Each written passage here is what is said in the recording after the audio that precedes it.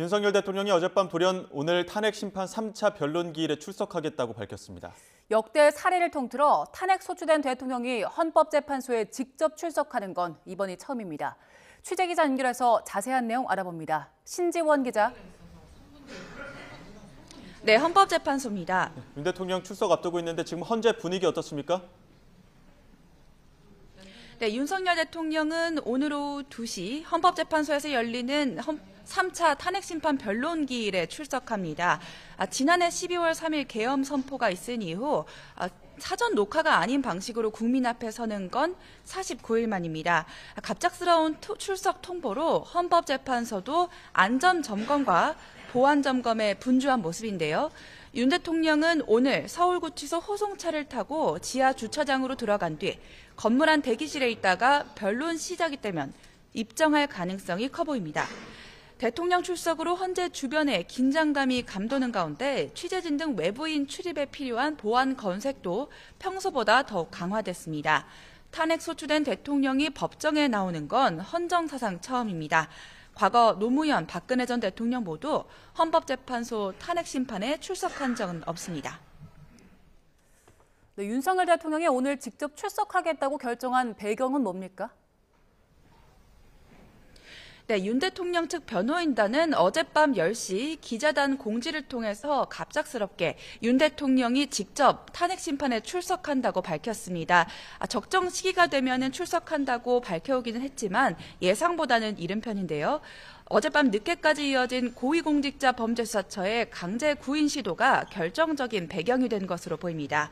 윤 대통령 측 변호인단은 대통령이 공수처의 강제 구인 시도로 변호인 접견에서조차 탄핵 심판 준비 사항을 충분히 논의하지 못했다면서 방어권과 변론권의 심각한 침해라고 비판했습니다. 또 그동안 매주 2회 탄핵 심판과 내란 수사를 병행하는 것도 부당하다고 주장했는데 오늘 관련 언급을 할지도 주목됩니다. 네, 오늘 탄핵 심판은 그러면 어떻게 진행되는 겁니까? 네, 원래 오늘은 국회 측이 증거로 신청한 CCTV에 대한 증거 조사가 예상되어 있었는데 윤 대통령이 직접 출석하면서 변수가 생겼습니다.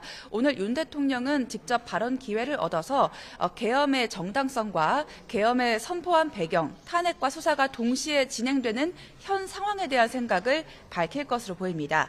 또 계엄의 원인으로 꼽았던 야당 주도의 탄핵 소추와 예산 삭감, 부정선거론 등을 설명할 가능성도 있습니다. 윤 대통령은 구속영장이 발부되기 전 앞선 2차례 변론에는 출석하지 않았었는데요. 윤 대통령 측 변호인단은 앞으로 가능하면 다음 달 13일까지 예정된 6차례 변론에 모두 출석하겠다고 밝혔습니다. 윤석열 대통령의 출석이 앞으로 탄핵 심판 절차에 어떤 영향을 주게 될까요? 네, 윤 대통령은 오늘뿐 아니라 모레 예정된 김용현 전 국방부 장관의 증인신문에도 출석할 것으로 보입니다. 김용현 전 장관과 윤 대통령은 계엄 선포 전부터 해제되는 모든 과정에서 긴밀하게 소통한 만큼 주요 쟁점에 대한 양측 입장이 주목됩니다.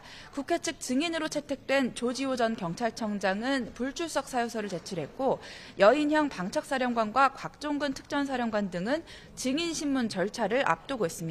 윤 대통령 측은 김 전 장관과 김현태 707 특임단장 등 2명을 증인으로 신청했는데요. 오늘 윤 대통령의 대국민 발언에 이어서 증인신문 과정에서 계엄 관계자들과 어떤 발언을 주고받을지가 관심입니다. 지금까지 헌법재판소에서 YTN 신지원입니다.